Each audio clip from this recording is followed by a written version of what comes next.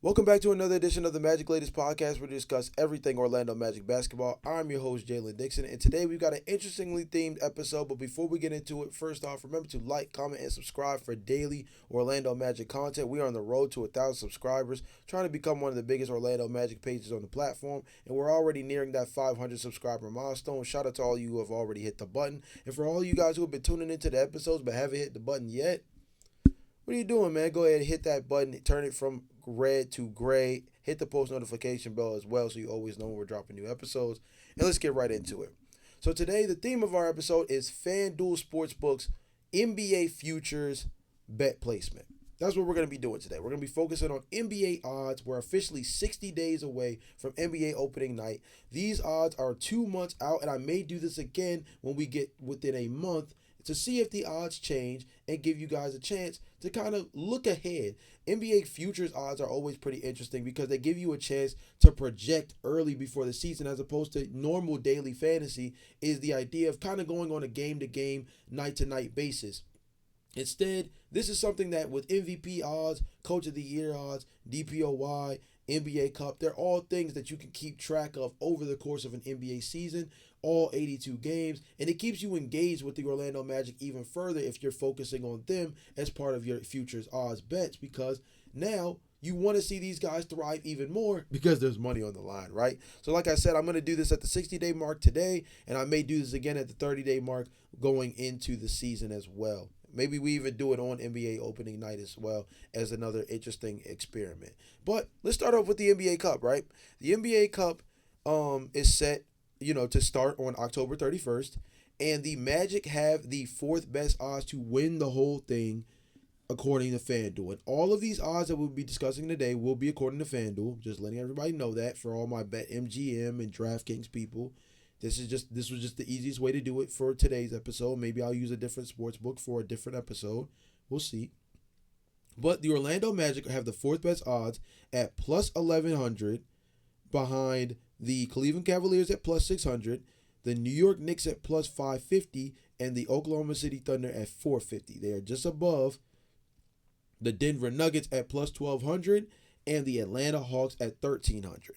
I actually think of all of this group, the Orlando Magic have a really good shot. And I think if you compare them to the other Eastern Conference counterparts, particularly the ones in front of them, New York and Cleveland, I think Cleveland might be the bigger foible in the situation. I think New York is going to be focused on just trying to get through the regular season healthy. That obviously getting to the postseason and falling apart due to injury has been one of the things that's plagued the New York Knicks over the last 2 seasons.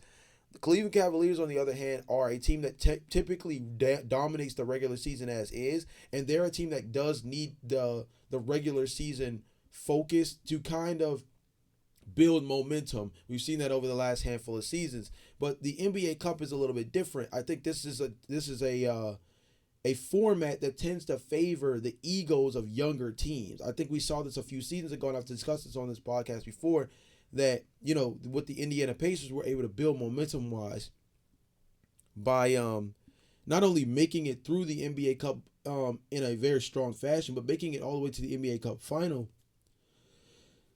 and playing in Las Vegas. I think the Orlando Magic, of everyone in this group, has the most to earn, most to prove, most to gain of this top four of running the table in the NBA Cup and winning the whole dang thing. I'm going to tell you guys how much money you can make at the very end of the episode for each of these NBA odd placements. So stay till the end if you're interested in that. But I think the Orlando Magic have a really good shot. I think the Orlando Magic, of all these other three teams in front of them, have the most reason to want to be able to play up to the competition of winning in the NBA Cup. A lot of teams may view this as just another regular season game, and of course that is the case to a certain degree because that's how it counts towards your record. But there's a certain level of confidence that's instilled, especially in your younger players, by being able to have this certain level of success. Obviously, there's a monetary aspect to it as well. But being able to have this kind of success within the regular season and see kind of that mini milestone achieved is a really good way to help build the confidence within a young roster. And a young team like this Orlando Magic squad is going to want to send a message. I think also playing really well in the NBA Cup, again, puts them in a position where they get to play on a big stage. Again, positioning guys like Paolo Banchero to be seen by the national media and viewed as a guy who is an MVP caliber candidate, is a guy who should be in the top 3 conversation at the power forward position, who is a guy who we might have to start having more conversations about being a top 10, top 15 player in the entire league, right? The NBA Cup is a new platform for teams like the Orlando Magic to step up to the plate and show the rest of the national media who they are, why they're a team on the rise, and why they're a team that later on in the season might need a little bit more attention because they might be a team you have to actually worry about once we get to round 1 of the postseason. So, like I said, plus 1,000, plus 1,100, for the Orlando Magic to win the NBA Cup. Let's go ahead to Paolo Banchero at MVP. And Paolo Banchero has the 7th best MVP odds according to FanDuel, behind a handful of players, obviously, being right ahead of him. Kevin Durant, Paolo Banchero is at a plus 5,000. Kevin Durant, plus 4,500. Cade Cunningham, plus 4,000. Anthony Edwards, plus 2,500. So there's a pretty big gap there after the top 6. From Anthony Edwards at plus 2,500 down to Cade Cunningham, Kevin Durant, and Paolo Banchero. Above him, Wemby, Giannis, Luka, Nikola Jokic, and Shai Gilgeous-Alexander to go back-to-back. It's actually a plus 210. High favor for Shai Gilgeous-Alexander to run it back-to-back MVPs. Paolo Banchero's in an interesting situation, right? But let's go down the list. Shai Gilgeous-Alexander repeating MVP, not impossible. We've obviously seen Nikola Jokic do it, but we've also seen MVP voters fatigue kick in for a handful of different players over the time. Giannis Antetokounmpo has unfortunately suffered this a handful over the last couple of seasons. So Shai Gilgeous-Alexander, Nikola Jokic, and I would say Giannis Antetokounmpo are all players that could suffer from MVP voters fatigue, right? Luka Doncic is probably my favorite to win the MVP if I were not picking an Orlando Magic player. I think that the national media wants to see the Lakers back in the spotlight. I think they see the baton being passed from LeBron James to Luka Doncic more directly after this summer. Obviously, despite the injury that Luka Doncic suffered while playing with Slovenia in the Eurobasket League, where I think he's fine. I don't think he suffered anything that was major, but it was more of an injury scare. This is a guy who has gotten in shape over the summer and looks like a guy who a lot of the national media wants to cling to as a real MVP candidate. And I wouldn't be surprised if for at least half the season, barring injury, they roll with that narrative kind of regardless of what the statistical output is. So Luka will probably be my favorite. Victor Wembanyama is in an interesting situation because I think the team success aspect is going to be so important. Victor as a DPOY candidate, a lot more realistic. But Victor as an MVP candidate, I think is going to be more predicated on whether or not San Antonio is even the best team in Texas. Because the Dallas Mavericks have Cooper Flag. Kyrie Irving should be coming back sometime around January, February, potentially. They still have Anthony Davis, Klay Thompson. They brought in D'Angelo Russell. They're going to be a good squad. And obviously we know who Houston's going to be with Kevin Durant, Fred VanVleet, Ahmed Thompson. Like, they're going to be a real squad. So, San Antonio is just focused on being the best team in Texas right now, as far as I'm concerned. I don't necessarily know if him winning MVP is going to be fully realistic, given that I think they might not be the best team. Might not even be the second best team in Texas, despite the fact that they are a very talented, youthful squad. Anthony Edwards probably would occupy my top 3 as well. My top 3 to top 5.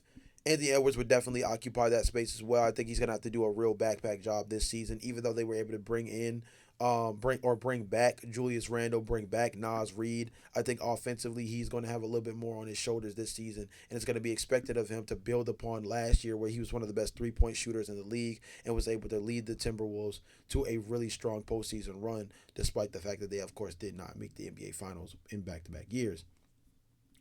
The Paolo Banchero part of this is going to simply be predicated off of team success. I genuinely believe that if Paolo Banchero is going to win MVP, the Orlando Magic need to be a number 1 seed while he does what he does. He's already a guy who averages 8 free throw attempts per game. He's already a guy who averages 23 to 25 points per game. He's already a guy who can give you a handful of assists, a bunch of rebounds, and he also is a decent shot blocker. He does it on very solid efficiency. I wouldn't say elite efficiency. He's not KD. He's not some of these other guys when it comes from efficiency perspective. But he is a solid score from an efficiency perspective. I think if he can raise that efficiency a little bit, particularly from beyond the arc, and this team is the number one overall seed in the Eastern Conference, that's his best pathway to being MVP this year. Team success for Orlando Magic across the board is going to be a really important factor for all of these NBA odds. But again, Paolo Banchero, plus 5,000 to win the MVP. Let's move to Jamal Mosley. Jamal Mosley is the early favorite to win Coach of the Year at a plus 400. He is above coaches like Quinn Snyder with the Atlanta Hawks, David Adelman, new coach, new full-time head coach David Adelman for the Denver Nuggets, Ime Udoka with the Rockets, Mitch Johnson with the Spurs, new head coach now, JB Bickerstaff with the Pistons. That kind of rounds out the top six. Again, Mosley is the favorite at plus 400. That's probably a lot of belief that the Orlando Magic are going to have a strong regular season. Typically, the regular season success is the biggest factor to Coach of the Year. Sometimes there are other underlining storylines, like a particular breakout player that is able to step up on a new team under a new coaching tree. Maybe it's a player who's developed into a six man of the year candidate, or a player who's been able to develop into a most improved candidate under the tutelage of a new head coach. But regular season success, more than anything, tends to have a lot to do with that. Jamal Mosley has the chance to be a guy who has a top 3 team in the Eastern Conference, a top 3 defense in the NBA, and potentially have a top 15 or better offense in the NBA this season. That usually warrants the recipe for being a real Coach of the Year candidate. If you're top 15, really, if this team is top 10, if this team becomes a top 10 offense this year with the addition of Desmond Bane, Tyus Jones, and of course their draft, if this team becomes a top 10 offense while maintaining their top 3 defensive status and are a top 3 team in the Eastern Conference, if not the number 1 seed in the Eastern Conference, I mean, at that point we're talking about Jamal Mosley basically being a lock for Coach of the Year. So again, plus 400 for Jamal Mosley to win Coach of the Year. And last but not least, we have Jalen Suggs, who actually has some pretty solid odds to win DPOY despite being a guard. Jalen Suggs has the 8th best odds according to FanDuel to win DPOY, behind, and I actually think 1, 2, 3, 4, 5, 6, 7. Excuse me, the 7th best odds to win DPOY. He's technically tied with Giannis. That's why I put him at 8th, because he's technically tied with Giannis at plus 4,000. But listen to that company, though. Tied with Giannis, just behind players like Dyson Daniels and Amen Thompson, who made All-NBA defense last year at the guard positions. Anthony Davis, Evan Mobley, Chet Holmgren, and obviously who I mentioned earlier, Victor Wembanyama. Jalen Suggs being at 8, though, is a good representation that guard defense is starting to be highly favored again when it comes to the conversations around All-NBA teams, All-NBA defensive teams, DPOY conversations. It goes back to the times of us talking about players like Marcus Smart and Ben Simmons in DPOY conversations. And I think last year with Amen Thompson and Dyson Daniels being real competitors for that top spot, of course, neither of them won DPOY. That went to Evan Mobley. But the fact that those two players were in real conversation for that award is starting to put more onus on the guard position as one to watch when it comes to winning DPOY, because now the idea of a high-level perimeter defender is starting to become much more favored than it was in the past. It kind of was one of those things where if you could, an All-NBA defensive team could be honestly just made up of all power forwards and centers, and primarily centers who are shot blockers and rim defenders, right? That could just be your whole 10-man team for all defense if you want to just overvalue rim protection. But I think perimeter defense is starting to get a certain level of love where now some of these perimeter guys, a la Amen Thompson, Dyson Daniels, and of course Jalen Suggs, all are starting to get a little bit more love at that spot. And I think 8th, again, tied with Giannis at plus 4,000, is really, really good, and also is an indication that in the early goings, FanDuel and Vegas believe that Jalen Suggs, when healthy, is going to bounce back in a real way. and that Jalen Suggs should have, you know, a very strong season barring injury this year, which I think is really good to see the sports books favoring that Jalen Suggs has a bounce back year. Because if he has a bounce back year, paired with Paolo Banchero and Franz Wagner being back on the floor, paired with what they were able to do in small spurts this offseason with some of their little acquisitions that should do real damage. Like I said, bringing in Desmond Bane, bringing in Tyus Jones. This team has a chance to be really special this year. But I'll take you guys a step further. Obviously, just giving you guys the odds is really interesting. But what if you wanted to parlay these together? What if you wanted to do these individual futures in a certain way where you wanted to see what the money looks like? I got you. So, if you wanted to parlay these all together, I did it in 3 different tiers. Let's say you did $1 per parlay. I mean per bet, but you parlayed them together. This is and that's what all 3 of these scenarios will be. We'll all be parlaying all 4 together. If you put $1 down on each individual bet, NBA Cup MVP odds for Paolo Banchero, Coach of the Year odds for Jamal Mosley, and DPOY odds for Jalen Suggs. If you put $1 down for each bet, you would earn $105. A $4 bet to win $105 at the end of the season. But let's go a step further. Let's say you wanted to spend $20 on the full parlay and you did $5 per bet. If you put $5 on each bet within this parlay, you would place a $20 bet and win $525. Man, sounds good. Sounds good to me. Sounds good to me. But if you wanted to go even more bold and you had $100 and you put $25 down on every single bet, if you put $100 down on this parlay, you would win $2,625. If that's not a reason to root for your Orlando Magic guys to do what they need to do, I don't know what is. And $100 bet to win almost $2,700 sounds like a move. This podcast is not sponsored by FanDuel, but hit us up if you got if you got some interest though. FanDuel, hit us up if you got some interest. But this podcast is not like I said, sponsored by FanDuel, but really interesting scenario there, man. And I'm not gonna lie, of all of these, the only one that I think is a little the least likely, if I had to rank them from most likely to least likely, the least likely one is probably Jalen Suggs winning DPOY, and that's just because again, rim defense and shot blocking is still so highly favored within the NBA when talking about Defensive Player of the Year.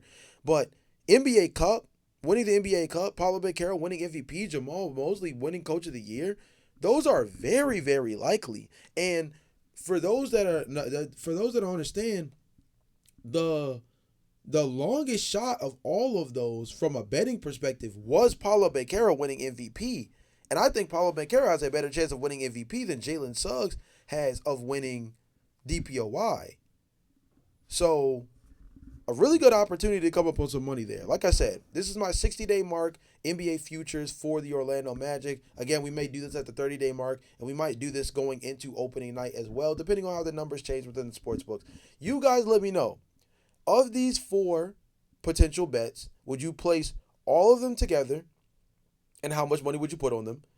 Or if you wouldn't want to parlay them together, which one of these do you believe is your best bet? Which one of these is the one where if you only had $100, if you had $100, but you could only bet on one of these, and you had to go with your most confident bet of all of them, which one do you believe would be your best bet for some real money at the end of the season? I'm interested to hear what you guys have to say. I am really interested to keep tabs on this as the season progresses. Of course, your boy did kind of put a little parlay aside for himself to see how things go, because why would I give you guys the numbers and not, dabble myself, of course, right? But with that all being said, guys, this has been another edition of the Magic Latest Podcast. Hope you guys enjoyed this one. And again, this might be something we run back later on in the future. But with that being said, I will see you guys in the next episode. Till then, peace.